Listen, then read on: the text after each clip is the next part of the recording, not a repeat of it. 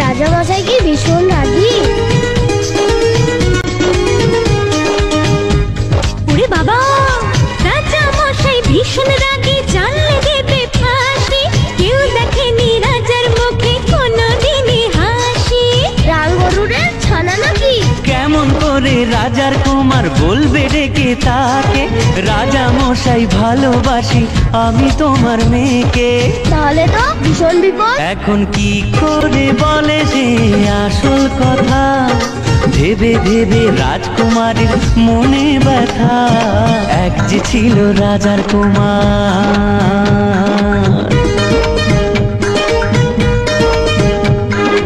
ওদিকে সেই অন্য দেশে রাজার কুমার এসে বিয়ের কথা বলতে এলো হবু জামাই বেশে। মনের দুঃখে শ্রাবণ এলো রাজকুমারীর চোখে।